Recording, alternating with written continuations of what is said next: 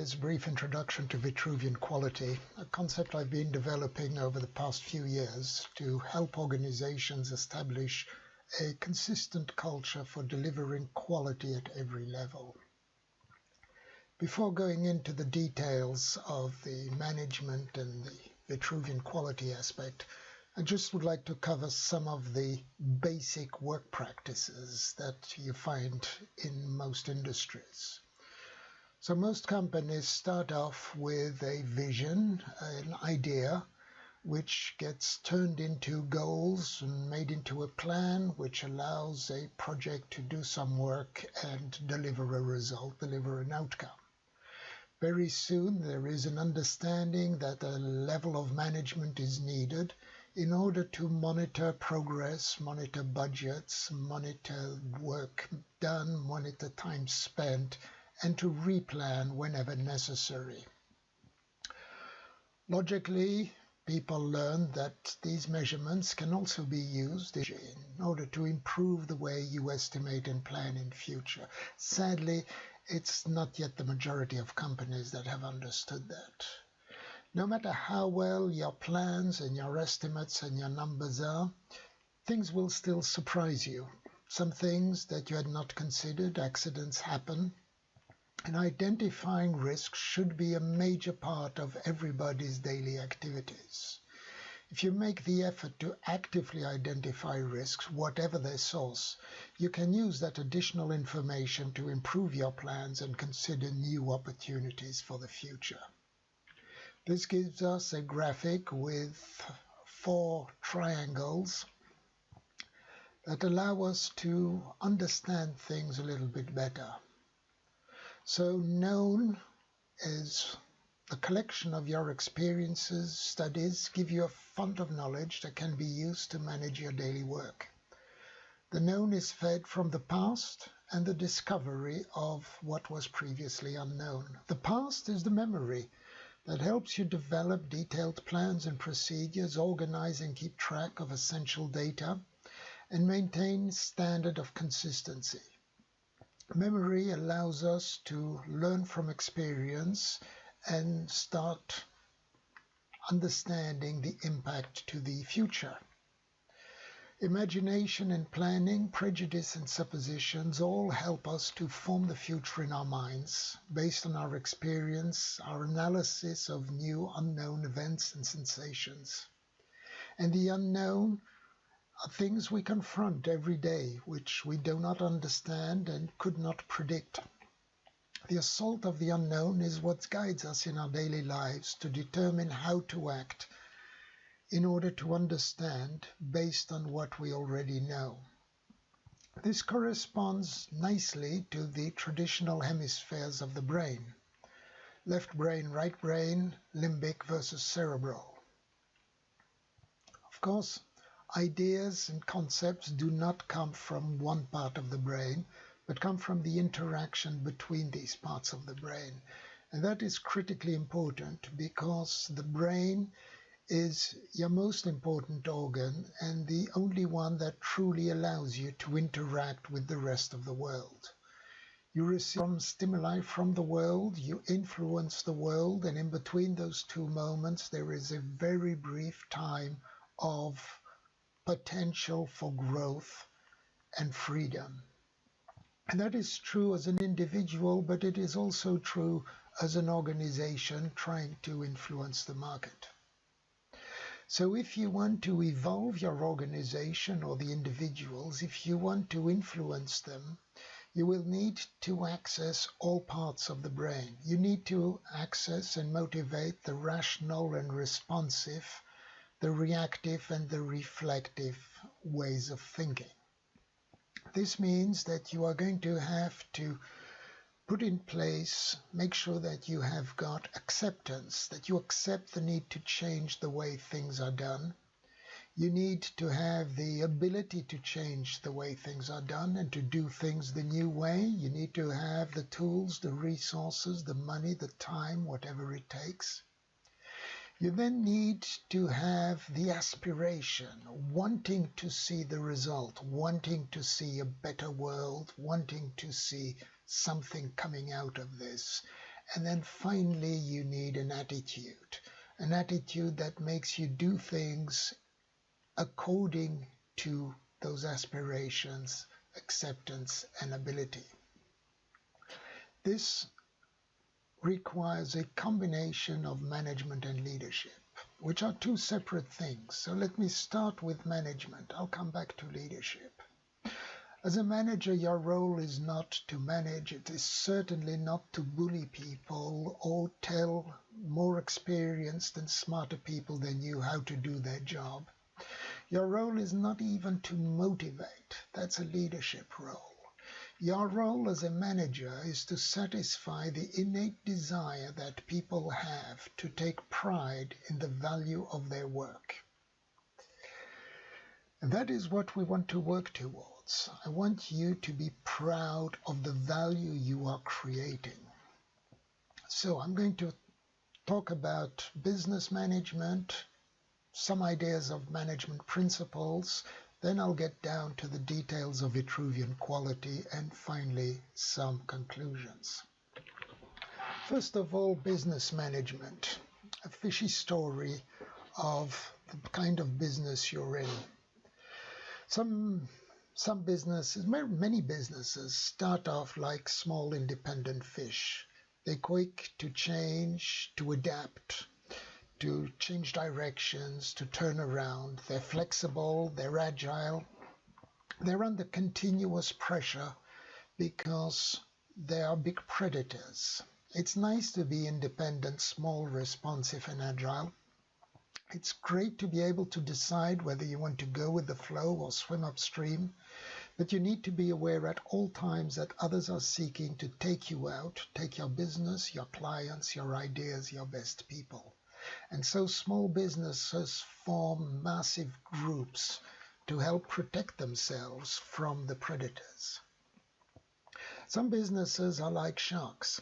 They've been around for a long time, they're large, powerful, and feared, and because of their structure, they need to continuously progress, growing, swimming, eating all the time in order to survive. Being the biggest in the pond is always a good feeling. You're master of your domain. Of course, there are other big businesses out there against whom you sometimes have to compete and with whom sometimes you need to collaborate. Most sharks are independent and solitary. The black-tip shark is possibly the only one that actually hunts in a pack.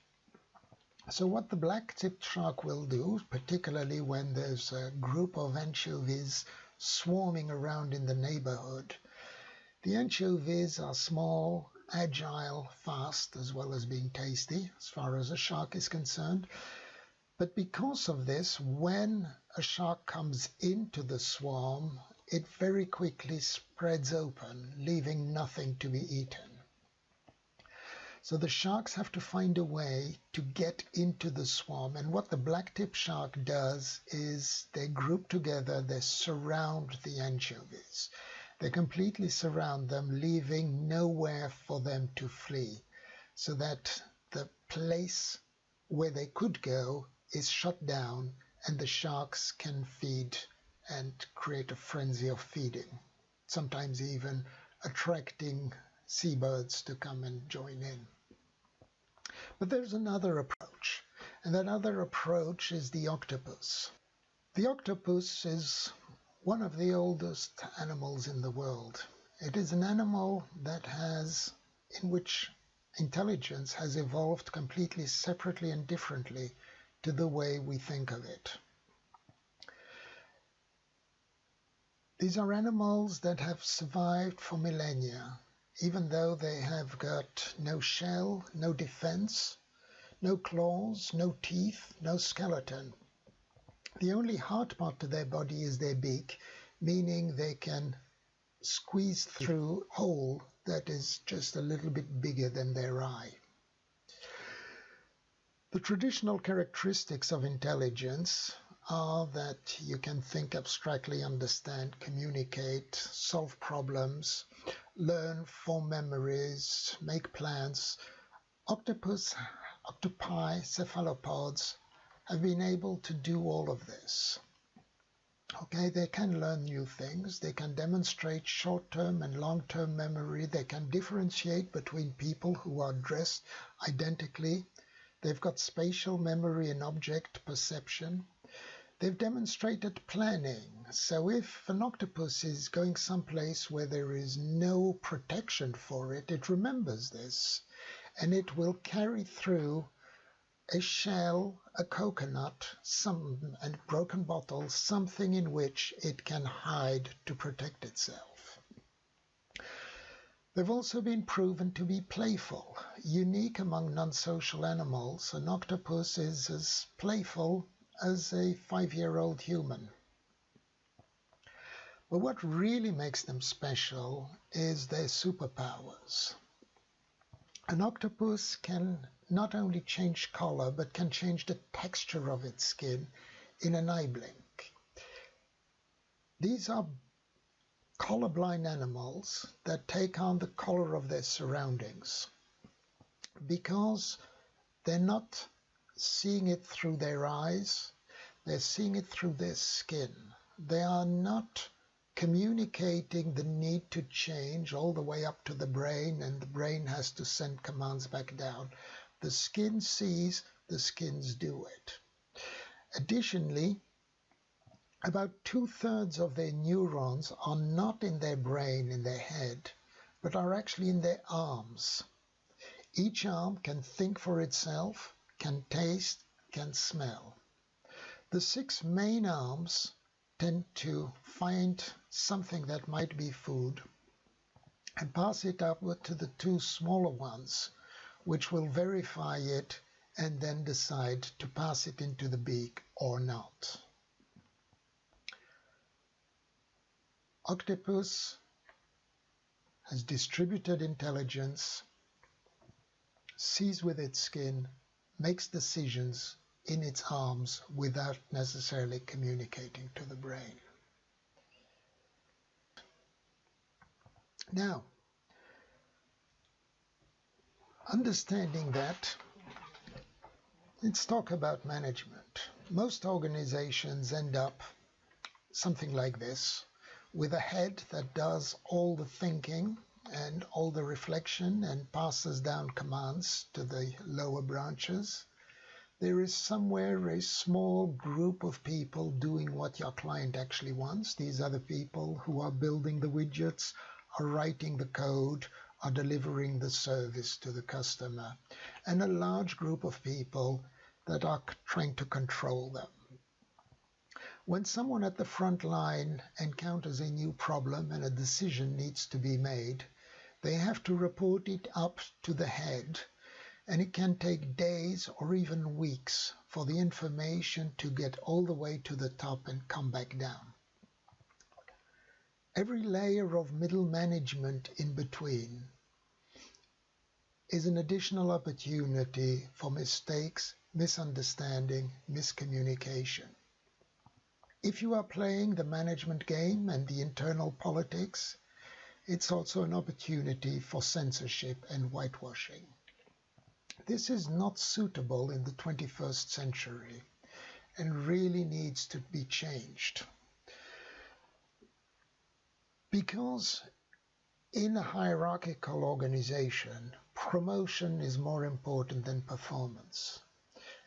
Good engineers are being promoted to become bad managers, and people very rapidly learn to obey rules rather than implement what is necessary for business. The effort to reduce costs, the effort to increase efficiency is counterbalanced by the enormous cost of the overhead. And the compliance to average becomes the focal point. I spoke earlier on about the idea of having a full brain way of working. We need to try to come back to this concept. It's not easy. Many organizations, many employees feel that their work is still limited to doing stuff without really understanding the context. And some will go one step further and say that management is not doing their part of the work, and they're just spinning wheels to try to be faster, cheaper, with no clear strategy or plan. But when we put in place the management concept, there is one word that appears which should really help and make things better, but frequently doesn't. And that one word is measurement. And it doesn't help because measurement has been the obsession since Taylor. We all understand we need to measure. However, measurement is difficult and is usually focused on measuring things that are easy to quantify. We are measuring money, we are measuring minutes, and we are measuring widgets produced. The things that are truly important for the future of the organization are not measured for this very bad reason. They are not measured because they are difficult to measure. And this obsession with measuring the wrong thing has impacted every single approach to management over the past 100 years and is negatively impacting good ways of working for internal improvement. Now, I'm not against measurement. I think measurement is very important. I think measure the process, measure the tool, don't measure the people. Measurement is good. It allows us to look back and identify the time when things were going particularly well and find out what happened. It allows us to look back and identify times when things seem to be going wrong and identify what happened and learn lessons. It allows us to identify trends where suddenly things are going better or worse and decide what can be done. But measurement is a reactive approach. It is not a proactive approach. Okay? So using measurement, absolutely, retroactively, it's a great thermometer. It is not a thermostat. The bell curve tyranny is when you are forcing people to be compliant, to be average, to fit in the bell curve. You have hired people because they are clever, because they're intelligent, because they're experienced, because they know their business, and now you're telling them, don't think, don't change anything, follow the steps, stay in the bell curve, and slowly but surely you're transforming these people into zombies. Offices around the world are full of zombies who work their 8 hours per day without passion, without interest in the results or the outcomes. A typical sign of the zombie is the complete lack of understanding, emotions, or thought. Zombies are only interested in their immediate need and the satisfaction of their hunger. By forcing engineers to work according to strict rules and metrics, we are rapidly moving towards a mindless work to satisfy a metric without understanding or knowledge. If you are only interested in satisfying your metric, your KPI, your predefined level of efficiency, your profit objectives, you will soon learn to play the numbers, being less productive, reporting incorrect data that allows you to pretend to be more efficient. And the result is the data is wrong, the engineers lose interest in really delivering quality, the best people find work somewhere else. Luckily, over the past few years, there has been more of an approach to systemic management. Management that is flexible, shifting boundaries, making changes, making things happen. They're learning to deal with complexity by having flexible structures and working on symbiotic relationships, allowing teams to make their own decision. That means that they are pushing teams to be more independent and more empowered. But empowering teams has got a caveat to it.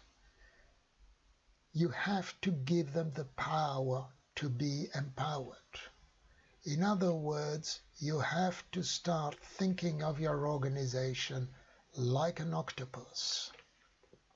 You need to set up an organization where there are cells, groups, teams of people who are doing similar work, different projects, different departments, different silos, whatever it is, but they are coming together on a regular basis, on a weekly basis, to discuss their problems, to discuss how things are working, what are the issues, to solve their own problems.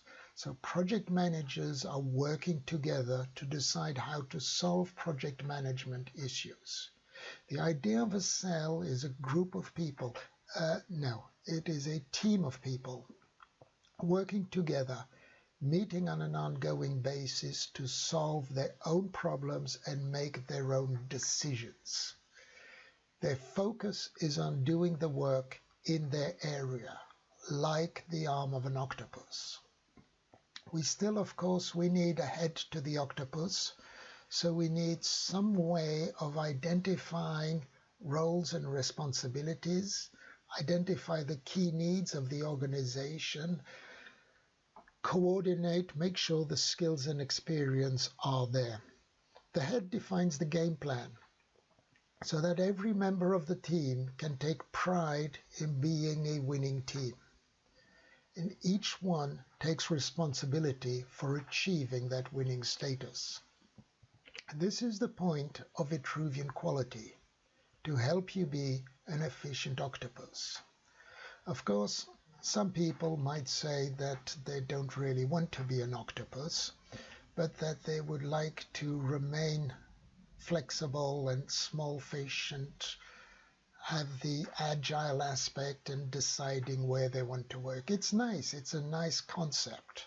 So you want to decide for yourself if you're going to swim with the flow or swim upstream.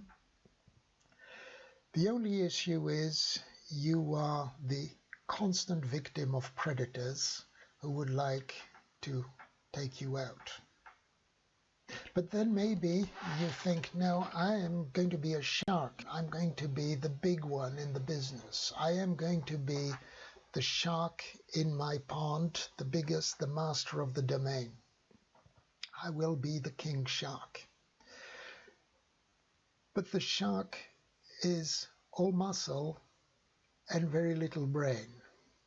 So when the shark comes across to have a taste of octopus, it is an uneven battle, because before the shark can think and transfer information, the octopus arms have already made that decision, and they can capture, kill, and eat the shark. You want to be an octopus. I need to introduce you to Vitruvius.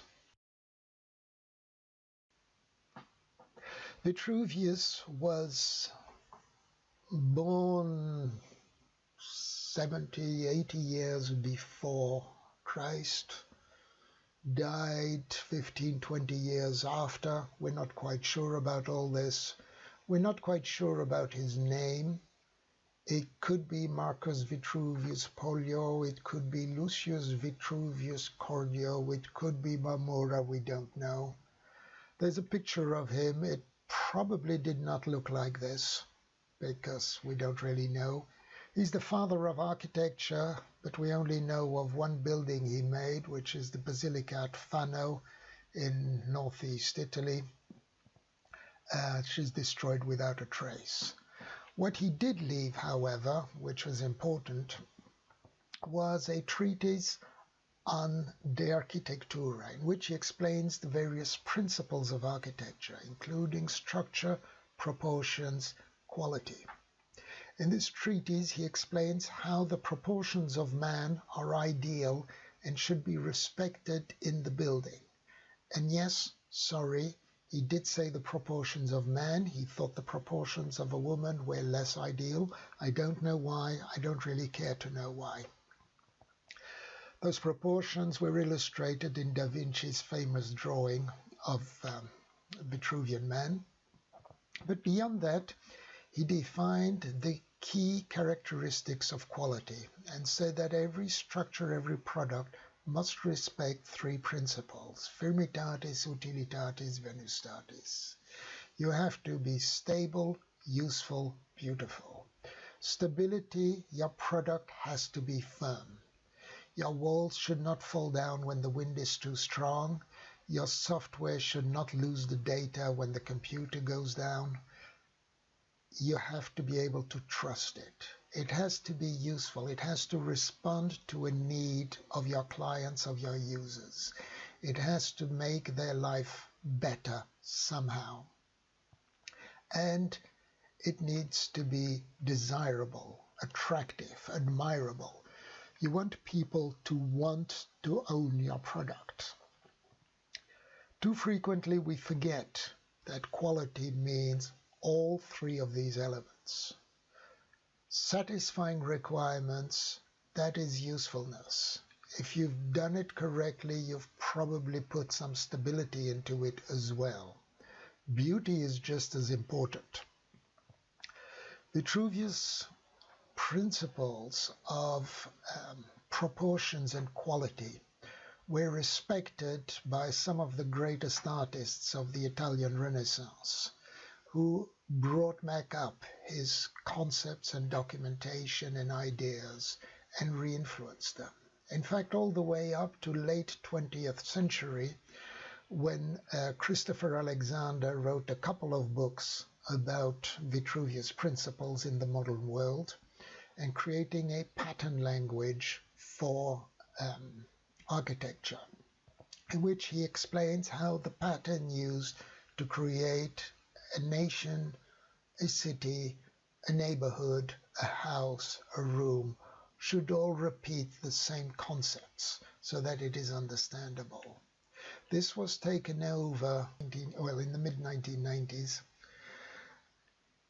in what was the seminal book of object-oriented software. So here we have a Roman architect who 2,000 years later influenced the way software is being developed. A basic idea is the use of patterns, reusable building blocks that allow you to create variety and complexity through assembly rather than through bottom-up design. This is something we continue to find in all kinds of levels. We find them everywhere. We find them in constructions. We find them in software. We find them throughout the world. And it is what led me to decide in a management pattern, which I am going to go through now. The idea of the management pattern, the idea behind VQ, Vitruvian Quality, was to create a pattern that one could use in a variety of organizations and structures to perform all kinds of operations and missions. I based it around Da Vinci's Vitruvian Man because it looks good. The basic idea is that every worker at every level needs to believe and understand. I need to believe and understand in the mission of my organization, and I need to believe and understand that what I am doing today will facilitate that mission and make something better for someone.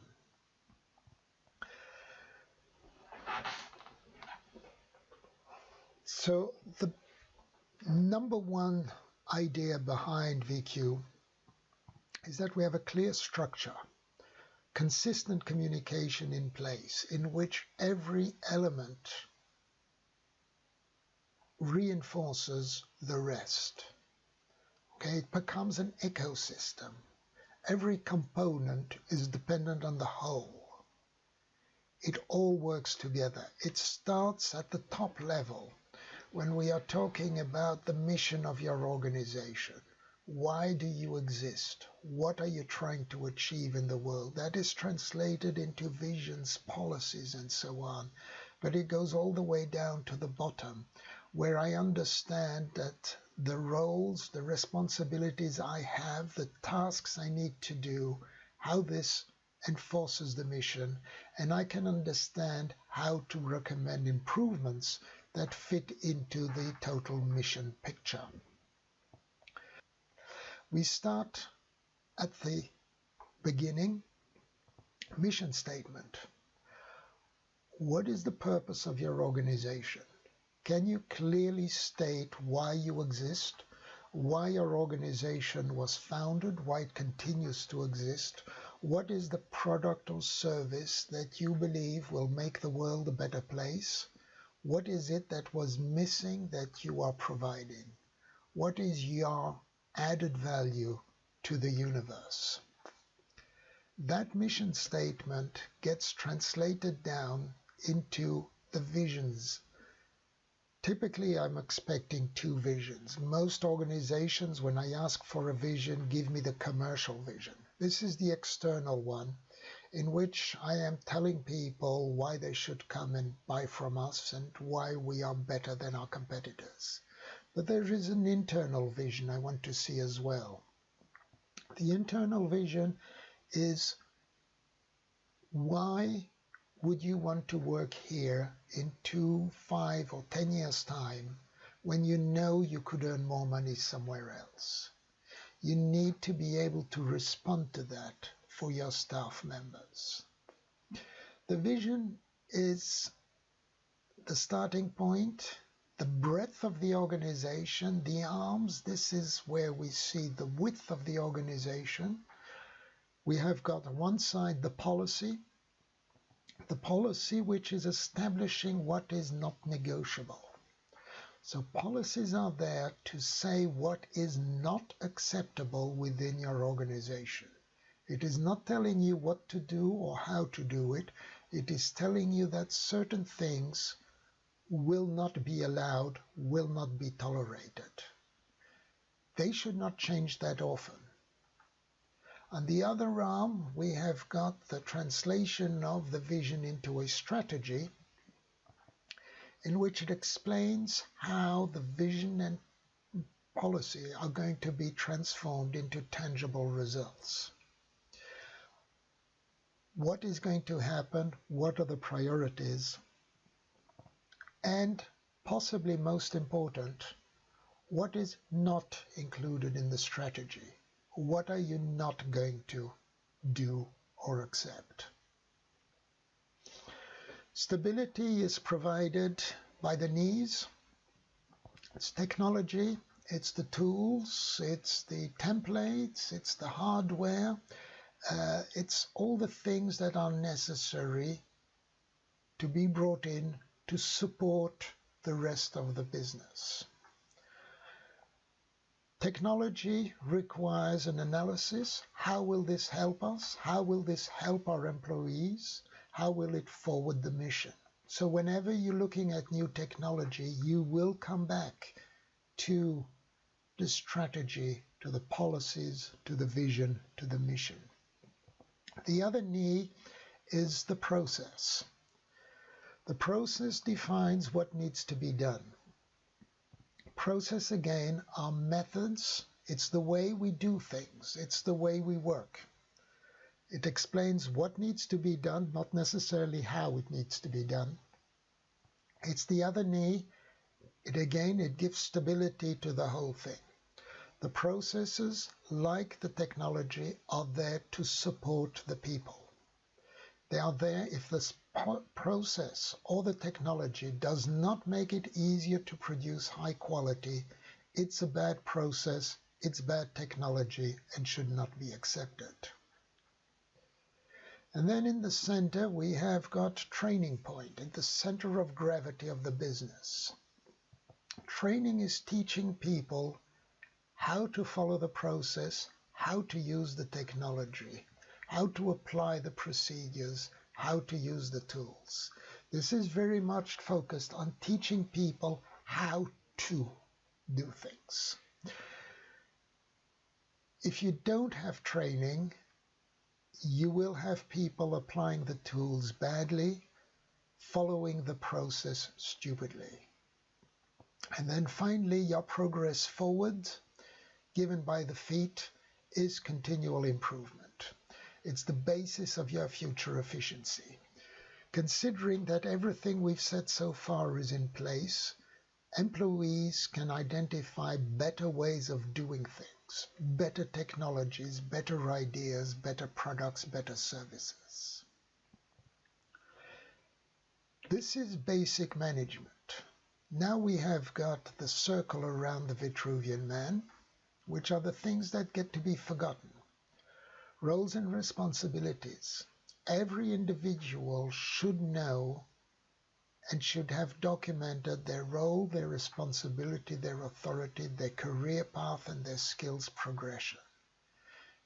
This needs to be defined, this needs to be documented, this needs to be shared.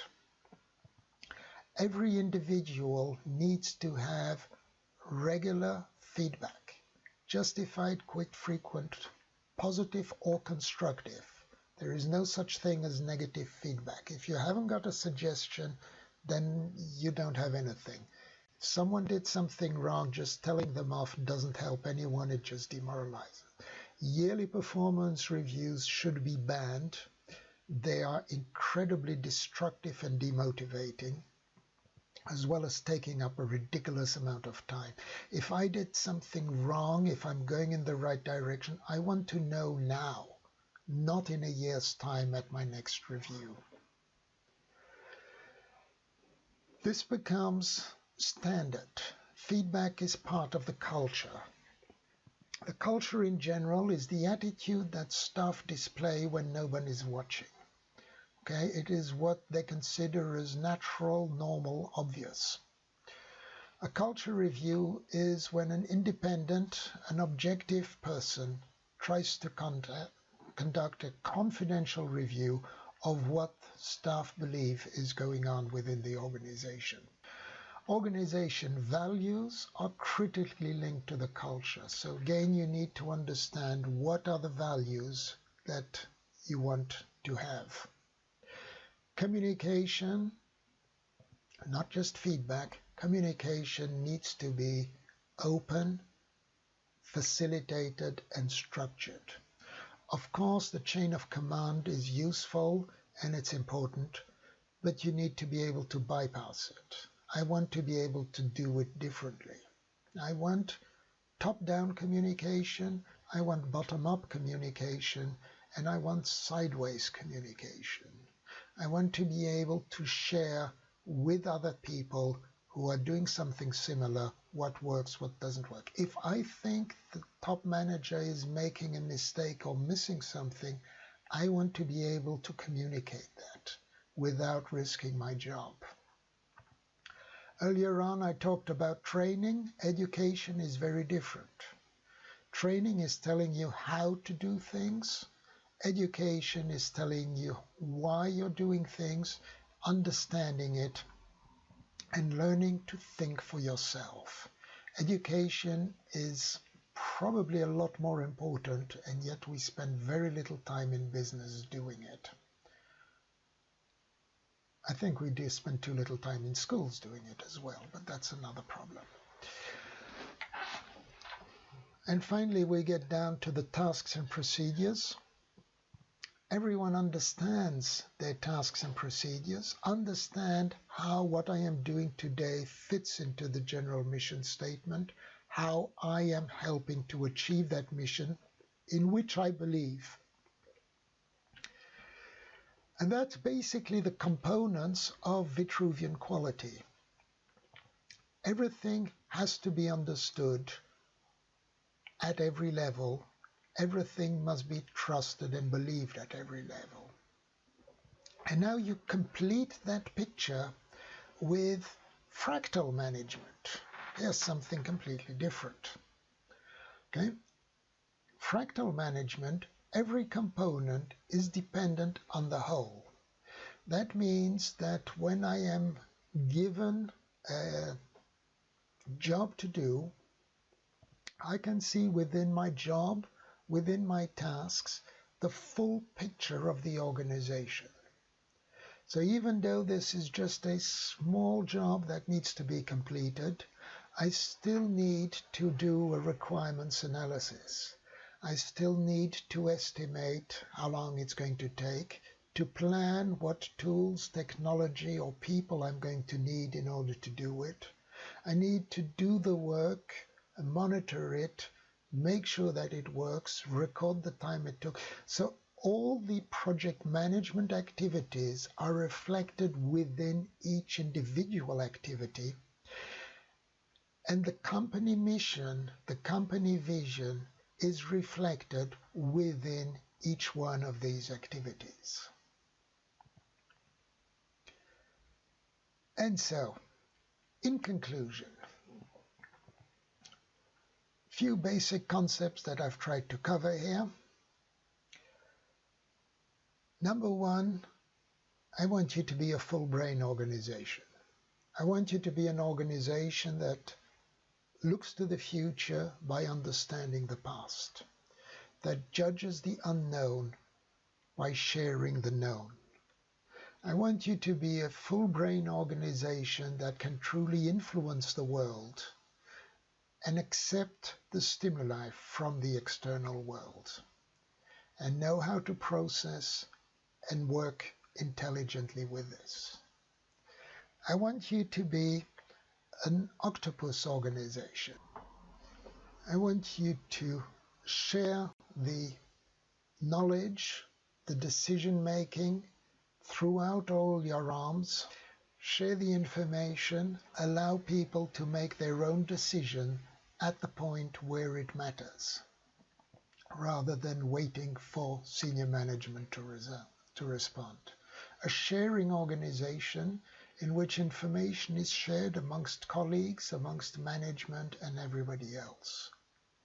All this should lead you to being a proud organization in which every teammate has done their job, has achieved the results, and can take pride in the work, in the result that has been achieved at a personal level and at a global level. I want you to be a wise organization,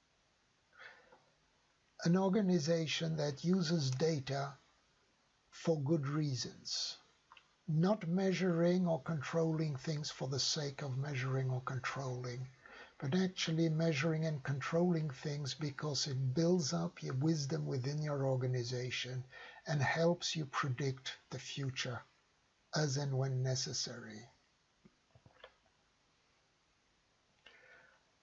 And finally, I want you to be a coherent organization, an organization in which everybody believes in the mission statement, believes that the work they are doing helps achieve that mission, and you've got a coherent communication at every level. And so that is the end of my presentation. I'm now open to some questions if you have, and while we go over these questions, I'll give you a few books that I believe are very useful in trying to move this forward. Strongly recommended reading, not necessarily all management, but working towards it, working towards culture, management, sharing, and communication. I'm not going to recommend you my own books. That wouldn't be fair.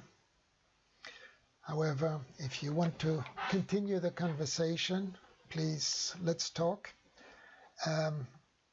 I'm happy to set up a meeting. You can contact me on bit.ly, okay, let's talk. Or you can telephone me, email me, or reach me in any other way. And a last word, I would very much appreciate your feedback. I believe feedback is critical. Honest feedback will help me understand what I did well, what I did wrong, what I should do in the future.